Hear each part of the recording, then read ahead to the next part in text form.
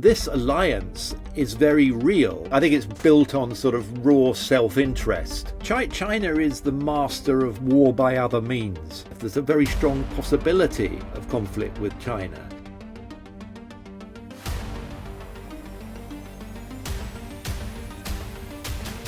Yeah, the alliance of autocrats. I mean, it's very real. I mean, you're seeing Iran is almost certainly getting a lot of its targeting data about American bases from China and from Russia.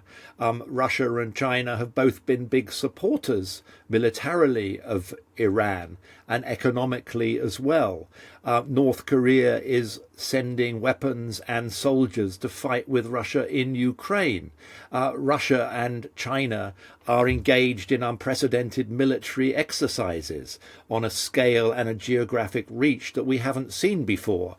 We've seen naval exercises, air force exercises involving joint Chinese and Russian forces around Japan, just outside Japanese airspace, but causing a lot of alarm within Japan. Now, so this alliance is very real.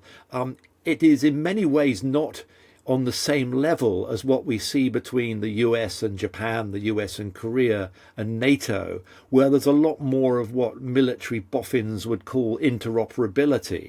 You know, the Russians and the Chinese are still sufficiently suspicious of each other that they're not going to give that sort of information, but they are exercising together.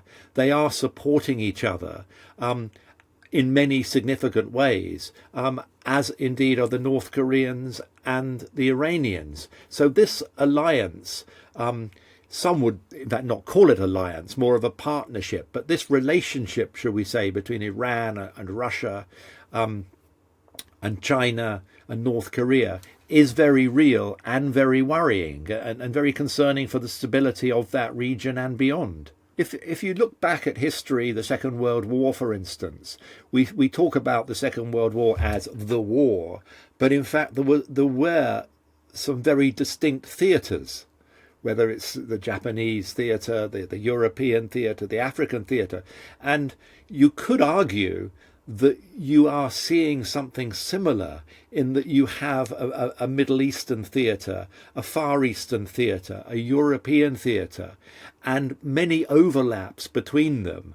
The people who are the protagonists in each of those places have relationships with others, whether it's the North Koreans with the Ukrainians, the North Koreans with the Russians, whether it's we know that the Russian aggression in Ukraine would not be sustainable without the support of China, without the economic support that China gives to Russia, without the support it gives in all sorts of dual-use ways, in terms of everything from machine tools to chips and other technologies that enable the Russian war machine, sometimes going up to and allegedly over the red line, because many Chinese companies have been sanctioned by the Americans. So yes, we have these distinct theatres where conflict is being played out, with multiple overlaps between the different actors that we're dealing with in each place. China is the master of war by other means, by which I mean there are multiple ways of exercising coercion and pressure, and China is a master of all those means, whether it's in economic, we see the way that they use, for instance, investment, market access, as means of coercion. We see multiple ways in which they put pressure on, multiple ways in which they supply equipment to enable conflicts to continue. And I think that China has learned that there are many aspects to grey warfare. There are many aspects to defeating or undermining your rival, which fall short of firing guns on the battlefield. Now, arguably, there are lessons that we could learn from that. But certainly, China is an active protagonist in the way it is enabling many of these conflicts and benefiting from them and using them as ways in which to undermine Western allies.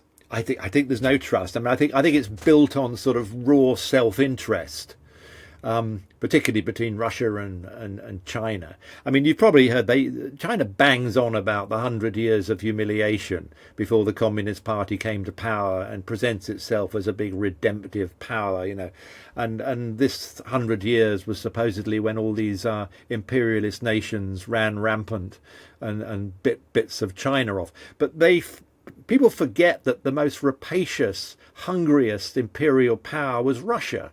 I mean, they bit off huge trunks of China to the north of the Amur River. The Far East, the modern city of Vladivostok was Chinese, and the Chinese haven't forgotten that. That it suits them at the moment to put that to one side, but it was by far the biggest territorial grab of that era.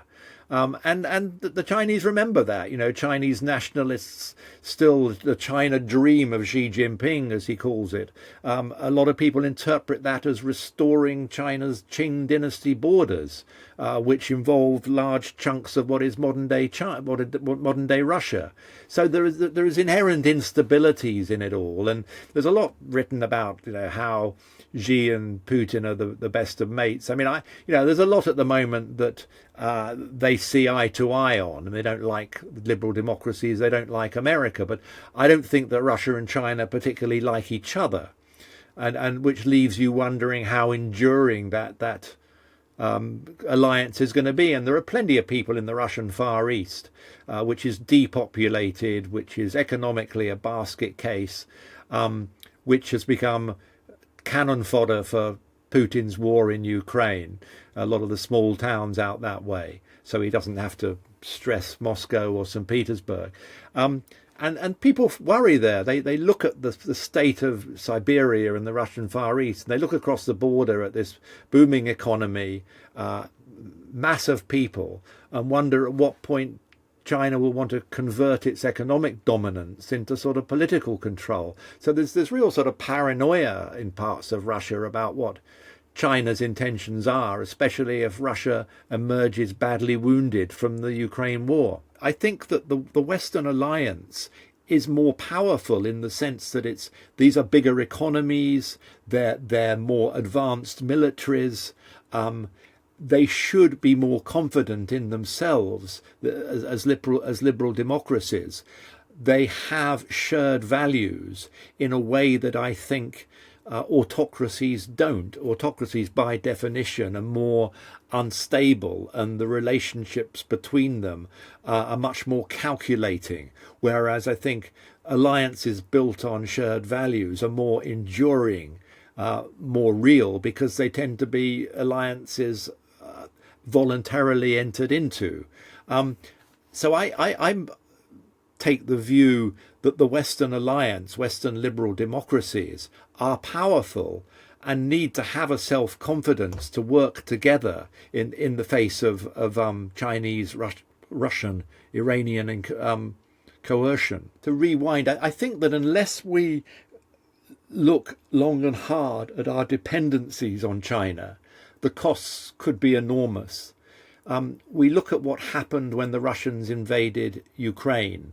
It had a big impact on our economies, mainly because of the hydrocarbons which were imported from Russia and where we had a high degree of dependence. Now, the costs potentially of a Chinese invasion of Taiwan are enormous, multiples of what happened when the Russians went into Ukraine. And it pains me sometimes. I mean, my last book was Vampire State, which was looking at the Chinese economy and looking at some of the multiple ways in which these dependencies existed and the ways in which dependency was used as a tool and a weapon by China, going back to war by other means. And I think there's an urgent need to examine the dependencies in critical areas that we have on China, because otherwise, if there is a conflict, and that's no longer a big if. There's a very strong possibility of conflict with China. Unless we're able to reduce dependencies and create more economic relations with like-minded and allied states, then the costs could be enormous, and certainly multiples of what we saw when Russia invaded Ukraine.